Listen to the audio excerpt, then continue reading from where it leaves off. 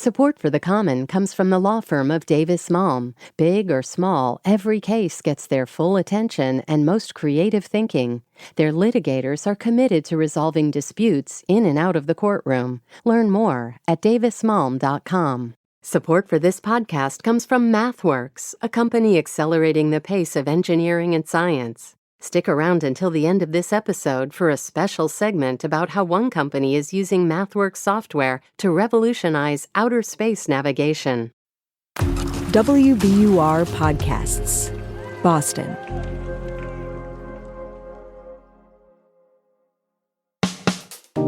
I'm Daryl C. Murphy, and you're listening to The Common.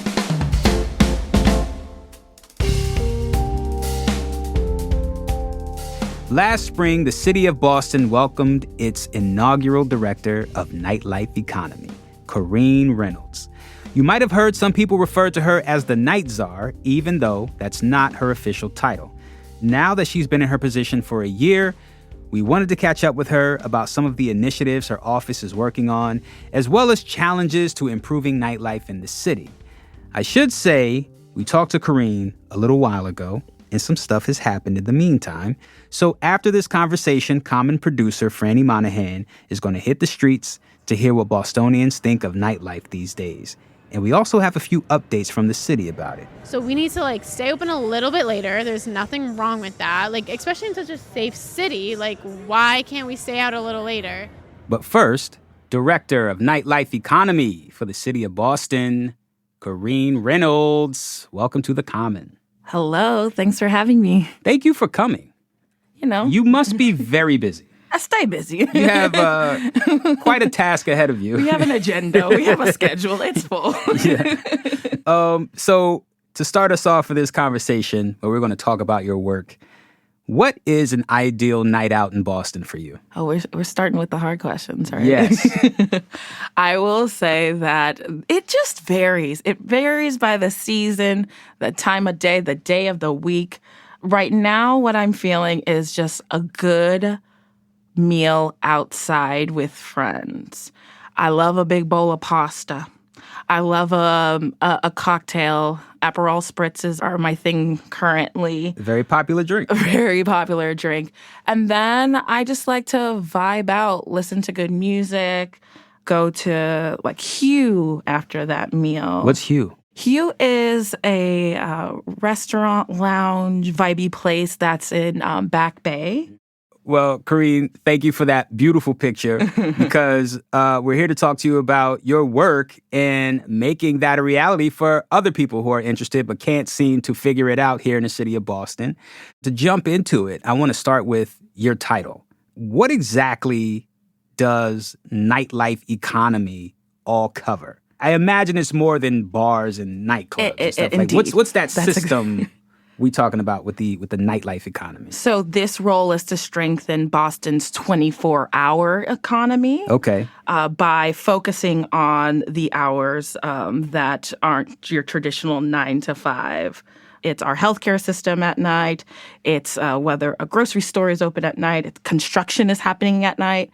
Our safety personnel working to keep us safe throughout the night. There's so many factors that feed into the nighttime economy. But with that being said, the engine is the nightlife, right? Mm-hmm.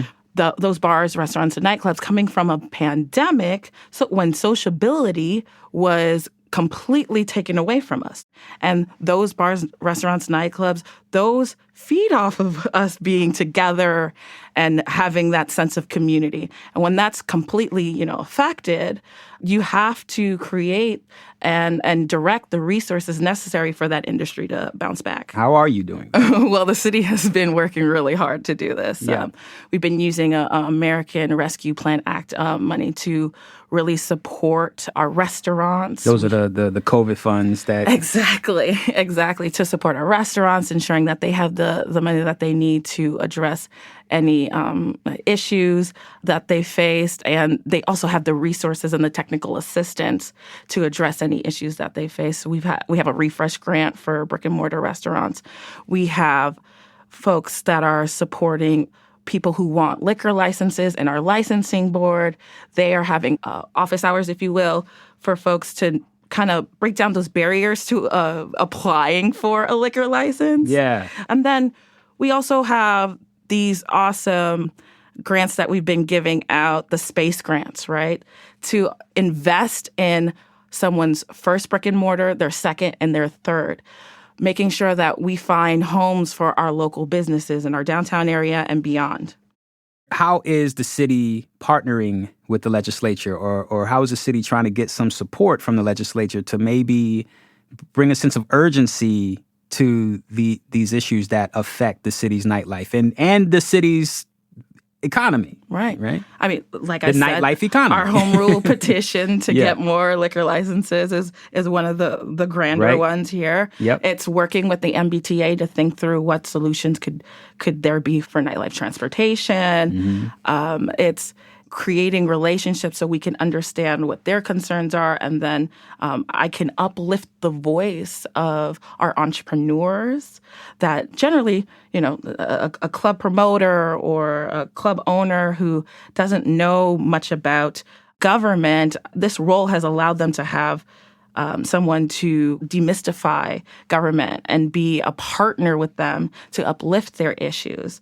And so we're utilizing this new relationship with local city government and our entrepreneurs and our workforce to uplift those issues at the higher forms of government here. It's in the city's interest that these entrepreneurs are successful, so you're advocating on their behalf. They're the backbone of this city. Kind of being an intermediary between the entrepreneur and the state legislature to get some action that benefits the city, that's going to benefit the city's nightlife. Now, I want to come back to equity. Talk more about how you're thinking about equity and creating a nightlife economy throughout this city. Right. When you think about equity, it's really about what is missing. How do we uplift and create spaces for the different identities of Boston? There are certain stereotypes that Boston has, that we only have pubs and we only go to baseball games. There's so much more happening in our city. There are so many cultures and identities in the city that I think... I thought it was just St. Patrick's Day parade. Oh, that's a big one. And so we want our nightlife and the night activities, whatever happens at night, because it's not just partying, to reflect those cultures and identities in the city. I think about Danny's Queer Bar that's opening up in the Back Bay. That's going to be a refuge for queer women identifying folks in the city that we haven't had for years. And Danny's is a sapphic bar. Yes. Okay. And so we want more spaces like that. And then we also want to ensure that there's nightlife in our neighborhoods and that nightlife reflects what our neighborhoods want to see at night, whether it's a healing space, whether it's a watering hole, or whether it's a restaurant. How are you making sure that the city is finding or is advertising to a diverse group of candidates for these opportunities? Yeah, it's one, working with our community leaders and restaurant groups. Think of the Black Hospitality Coalition, right? Yeah. Where it's a group of Black restaurateurs that are throughout the city, and they have their networks. So ensuring that they're equipped with the information of the resources that we have at City Hall and what's happening going forward with legislation and stuff like that. And they've been strong advocates and partners when it comes to liquor licensing legislation. And then also communicating it to our community partners and advocacy groups, going to public meetings, going to the various business associations throughout the city meetings and telling them about the work that's happening. I've been to Hyde Park and spoken to the folks over there. I've been to Back Bay and I've spoken to the folks over there. Just really sharing this information on the ground level to show that these resources are available. We're here to help you grow and thrive in the city of Boston. Got it. Okay, so that's the business side, the entrepreneurial side, right? How are we getting the message out to them? Now, I want to take it to the other side, because there was a survey a little while ago. We actually did a show on it. It was a survey from the Greater Boston Chamber of Commerce Foundation that found that 25% of young people say that they are considering leaving in the next 5 years, right? Yeah. But they mentioned for those who live here, who are staying, who were considering staying, nightlife factors into that. Right. So my question for you is, on the other side of this, how are you getting the message out to the general public, but the young folks out there? Because, I'm in the crib at 8, you know what I'm saying? So we gotta get you outside. The folks who are young and got the energy and they want to be out late and have a good time. How are you getting the message out to them that Boston is a place where you could do that, and we are working to make it better? Yeah, I think this administration has definitely invested in ensuring that Boston is a fun place. Like my colleagues who are in tourism, sports, and entertainment, led by John Matthew Borders, they've done dance parties on City Hall Plaza. We're reimagining that government hard structural place as a place of fun. We've had saunas on City Hall Plaza. I gotta say, right? I gotta give props where props are due. I think it's really interesting what the city is doing with that City Hall Plaza. And then on the flip side of that, the Office of Nightlife Economy has invested $300,000 in over 50 events that will be free and open to the public throughout the city. What we've heard is it's expensive to go out in the city of Boston. And so we put out a call to community and said, okay, let's reimagine the city, let's reimagine our neighborhoods, and let's see what nightlife looks like in Rosendale and downtown and Austin Brighton and the South End and East Boston. Come to me with your ideas and we'll invest in those. And then we'll allow them to be free and open to the public so that folks can come together as community and celebrate together, explore those spaces. Explore having a wellness option at night and underneath the stars, or explore having a cooking class with your child, or explore even we have a rock band that's with more mature women, right? Let's uplift the culture. Let's uplift these solutions that are community-based, and let's have some fun. So tell me, how has the community responded to you? How are they responding to your we efforts? got over 200 applications for the grant, and we chose over 40 of them to be grantees of this and take their visions to life. And we've got... On City Hall Plaza? Well, not just on City Hall Plaza. Because, again, throughout the city, nightlife looks different everywhere. And nightlife can happen everywhere. So it's not just City Hall Plaza. It's our downtown. It's Roslindale. It's Jamaica Plain. It's all over the place. Mm-hmm. And, I'm also encouraging folks to explore those neighborhoods. If you live in East Boston, come down to the Lantern Fest in Jamaica Plain. If you live downtown, go to Rosendale and see a rock show. Mm-hmm. We are encouraging folks to explore the city through these free events that are multi-generational, that are different. They start at different times. They end at different times, because that is reflective of what the community wanted. Mm-hmm. We got to go, but I want to ask you something about you. How did you come to this position? What drew you to it? I've always been a person that wanted to give back and pour into and invest in community. I come from the South Side of Chicago, and I saw disinvestment in my community, and I always wondered why. I always wanted to change the world for the better, and I thought I would do that as a singer at one point in my life. Mm-hmm. Mm-hmm. And then I took a hard left. It happens. And I saw that knowing how cities work, how they build, how infrastructure, how policy is created, how to figure that kind of mechanism, that system to invest in community and how to better my community. And so I went the economic development route. I worked at the Boston Foundation for 7 years, and I was able to invest in our business community, more specifically entrepreneurs of color, more specifically women entrepreneurs that immigrant entrepreneurs, just underrepresented folks, to ensure that they had the access to the resources just as much as anybody else did, to strengthen our economy for everyone. And that's super important to me. And getting access for everyone is also important to me. And I think this job is, one of those opportunities where I get to uplift a voice that doesn't necessarily have a voice in City Hall, and I'm proud to do that. Mm-hmm. So coming from the South Side of Chicago, coming to Boston, what is it about the city? And related to the nightlife, what is it about this city that continues to surprise you? I have a lot of family here.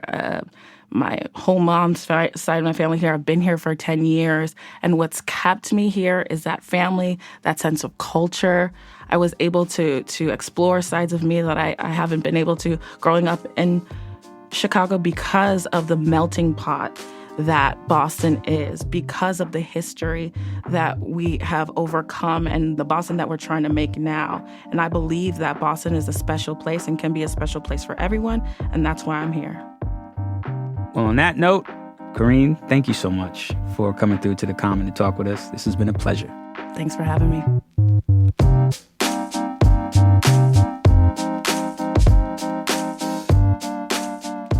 We're going to take a quick break, but when we get back, Common producer Frannie Monahan hits the streets. We'll be right back.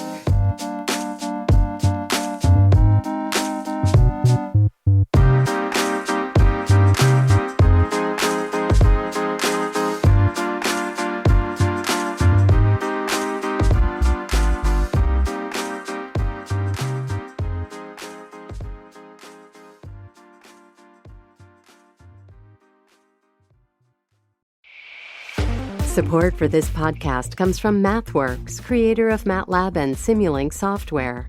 The aerospace company Kinetics uses MATLAB to develop optical navigation for spacecrafts. What's interesting about optical navigation is once you have the camera, which is the metaphorical eye here on the spacecraft, then you have to break down all the math that we human beings take for granted that comes with seeing.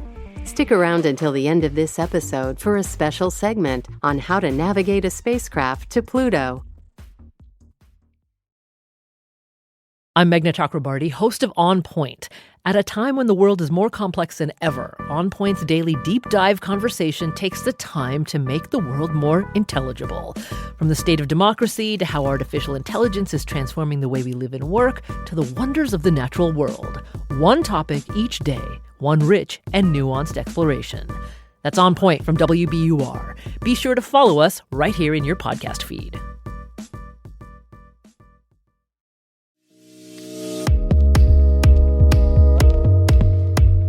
And we're back. Here's Common producer Frannie Monahan. I'm here in line for Danny's Queer Bar opening night, and I ran into a familiar face.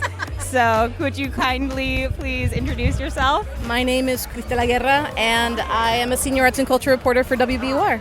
All right, Cristela, you live in Lynn, so I know it's like a far way for you to get here. Like, what's bringing you out on a Thursday night in Boston? There really aren't that many queer spaces in Boston, and those that existed historically, especially in communities of color, closed and open and closed and open. I live in a former gay club. So there's something beautiful and communal about like the day you inaugurate a new queer place. And I got to Danny's Queer Bar hours after the doors first opened, and the line was still wrapping all the way around the block. I talked to a lot of people in that line who felt similar to Cristela, that queer spaces are a huge hole in Boston's night scene. But the concerns really varied, from safety to having more sober events. One person I talked to was Janavi Matabushi from Roxbury.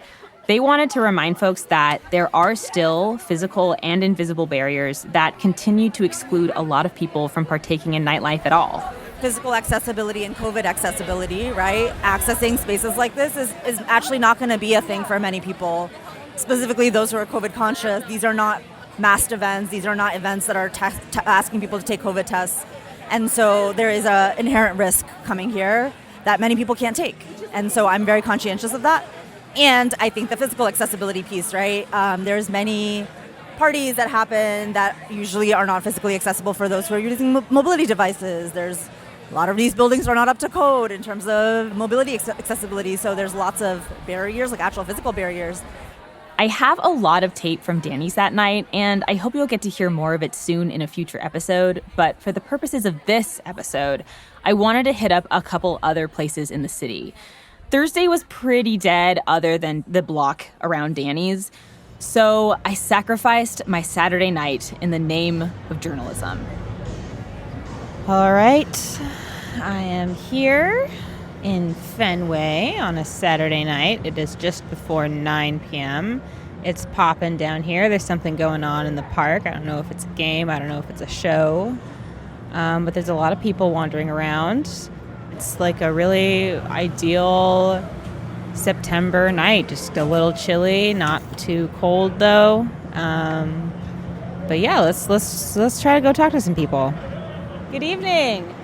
I'm good. How are you? Would you be down to talk to me for a couple minutes? Yeah. Okay. All right. Cool. Can I come over here? All right. Awesome. Well, first, can I get your name and can you tell me the name of your business and what you do here? Joe is my name. Artie's Famous Sausage, Boston's best. How's your night been so far? Slow. So clearly I don't get out that much since my poppin' equals Joe's slow, but I wanted to know why that was on a Saturday night at 9 p.m. I think nowadays, with the rise of inflation, the pricing, I think a lot of people are getting priced out. This is primarily a college market, and I think no matter where they go, they'll have limited options because they have limited resources. So therefore, I think it makes it a little bit more difficult for them to come out and enjoy themselves, as in years past. I asked Joe if he had any ideas for the city about how they might give the nightlife economy in the area a boost. I would think opening the streets back up at certain times to have, drinking on the streets.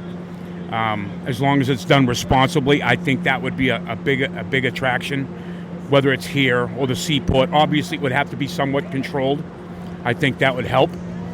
Well, Joe, the city recently told GBH News that they are exploring the possibility of designating several areas of the city for open alcohol consumption. Anyway, also in Fenway that night. Hi, my name's Tyler, and I live in Hyde Park. All right, cool. And what are you doing out here tonight? We came out here to go to a new Japanese restaurant and then come down here for the arcade down the street. It's both of our birthdays. Oh my gosh, happy birthday. Tyler and his friends were mostly concerned about how disconnected the nightlife scene is across the city. I would say have more places open around maybe nighttime, closer together. Definitely having closer locations together, it can help bring more people into one location so it's not all spread out and not enough walking, down creepy alleyways or something. I really tried to go to Seaport, but it took me way too long to find parking, so I ultimately went to Beacon Hill and Government Center instead. And when I got there was a really healthy line outside of Carey Nation. My name is Alexandra Reynes. I live in Beacon Hill. What are you out doing tonight? Just out with the girls, just going to the bars. Yeah? Where you been today? We were just at Roxanne's, actually, just getting a cocktail, and then we're bouncing here because it's so close. Is this typically the neighborhood that you would hang around, Beacon Hill, Government Center sort of area? Yeah, I would definitely say we stay around here. We all kind of live around here, so it's just easier that way, and that if lines are long, then, it's not like we're wasting our night, traveling. But yeah, it definitely closes a lot earlier, so you gotta, be more strategic here. And so you have to, be okay, we're meeting at someone's house at 8 p.m., and we're gonna go to the bar at 9, and then we're gonna go to another place at 11 because the line will be a certain way else. If you don't plan your night, then you're not really gonna make it anywhere here in Boston.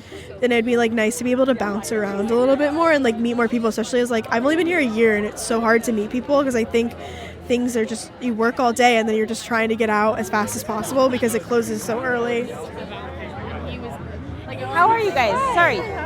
I'm with the NPR station in town. I'm doing a story about nightlife. Do any of you maybe want to talk to me? Yeah? Oh my God! Thank you so much. No. Oh, well, I can't promise that. Across the street, there was also this group of BU students coming out of Roxanne's, so I waited with them for their Ubers. I'm Catherine Liu. I'm from Allston, Massachusetts. Me too. Great. Well, what are you up to tonight? We're at Roxanne's. It's a little loud in the background. Our hometown we bar. love Roxanne's. We come to Roxanne's all the time. So we're at Roxanne's right now. Is this the beginning of the night, the end of the night, midway? Would be the start, but we had a long night last night. We did an apartment crawl in Allston. An apartment crawl? What is an apartment crawl? So we all live very nearby, but we all live in Allston. So we all make signature drinks, and then we walk to each other's apartments and enjoy those drinks. Not gonna lie, I love the idea of an apartment crawl. These kids were headed home for the night, but they also had complaints about the city's early bedtime. I'm Olivia Bagliante from Alston. I'm a senior at BU. And the thing is, Boston's a great city, but nightlife ends at 2 a.m. It's super safe, so that's awesome. It's such a quiet city, and we need to find a way to make it more fun. I think 2 a.m. is way too early to end nights because people like going out later. People are busy. This is a city of college kids. They have work to do until 10 or 11, so they want to go out after, and then the clubs are almost done. So we need to stay open a little bit later. There's nothing wrong with that. Especially in such a safe city, why can't we stay out a little later? I was in the neighborhood, so of course I had to stop by Emmett's Pub for an Irish session. I've played there a few times myself, playing the fiddle. You will not get to hear that, but you will get to hear a musician that I talked to afterwards. Yeah, I'm Callum Bell. I grew up in Leominster, Mass. I play music full-time. In Boston, I've been doing it for about 6 years. Full transparency, I do know Callum from playing music around town. So where are we tonight, and what have you been doing? We're at Emmett's Bar tonight. I've been playing and working at Emmett's since I was 18. And I was playing an Irish session, which I play every Saturday from 9 to 12.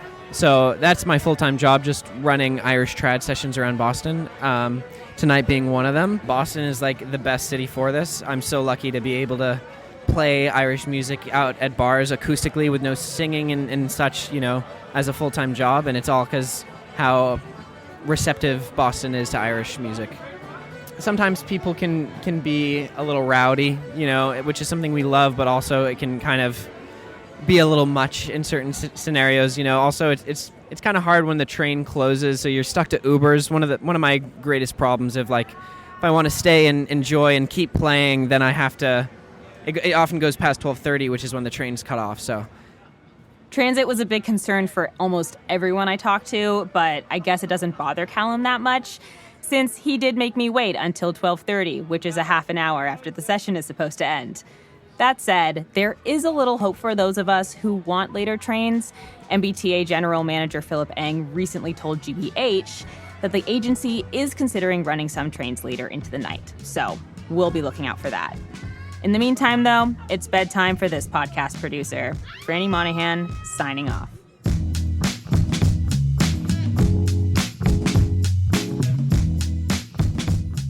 Thanks to everyone who shared their evenings with us for this piece. Now, I want to know what you think. What would take Boston's nightlife to the next level? Let us know on Instagram at WBUR The Common, or send us an email at thecommon@wbur.org. And now, it is that time for me to let you know that The Common is produced by Frannie Monahan, it's mixed by Emily Jankowski and Paul Vaitkus, and it's edited by Samatha Joshi and Ben Brock Johnson. And our theme music is Me by Hisu. And from the newsroom of WBUR, I am your host, Daryl C. Murphy. I'll talk to you next week.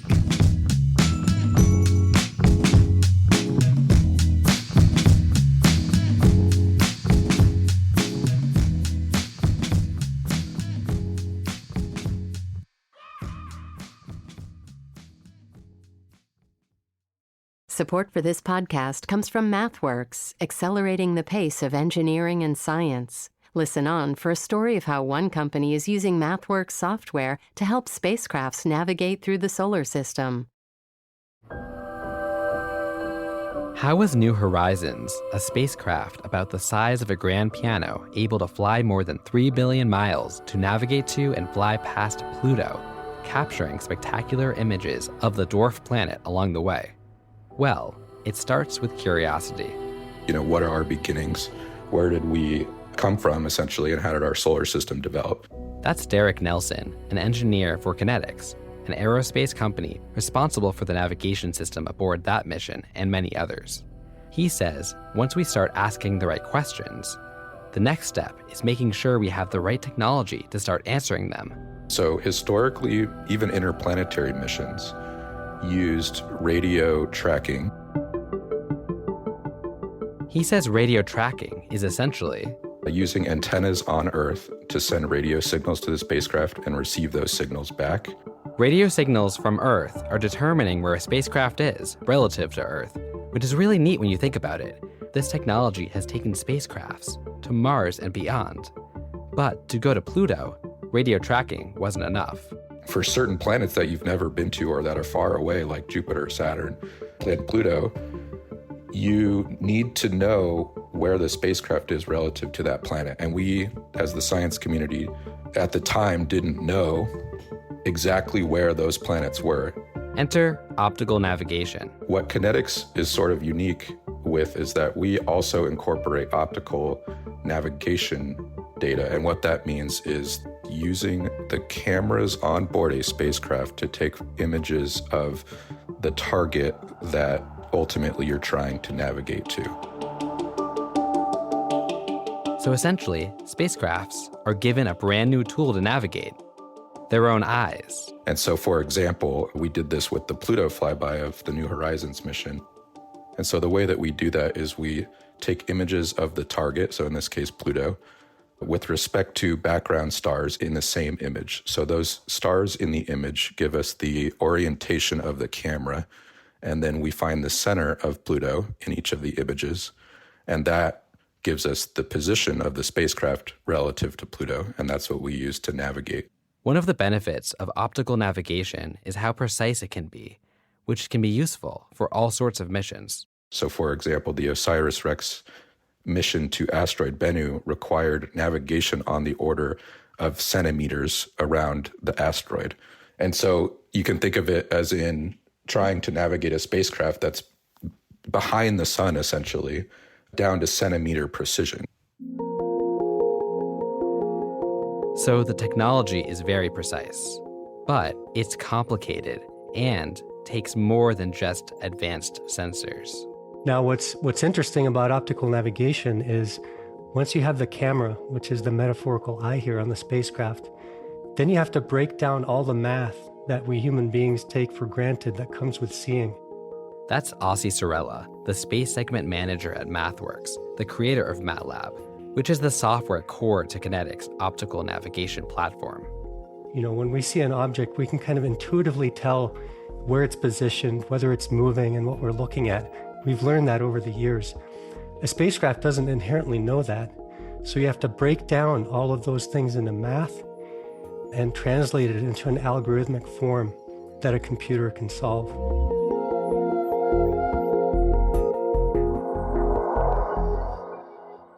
He says technology brings us one step closer to a world where autonomous navigation is ubiquitous on spacecrafts. Historically, human operators would do a lot of commanding to direct the spacecraft. You know, picture an army of people in the mission control room. That's kind of what we think about. But now we're getting to the point where we want spacecrafts to do these activities by themselves. Either way, we've reached a new frontier in the world of space navigation, which could be valuable beyond just the scientific discoveries. Derek Nelson again. So for me personally, I value the scientific developments and discoveries that we're gaining on all of these NASA missions and commercial missions. But I also really enjoy the human element, the human exploration of space exploration in particular. And so what that means is it's a subtle distinction, but I really like to go explore new places. The scientific discoveries are incredible, but for me, it's really the exploring new spaces and new frontiers that really excites me.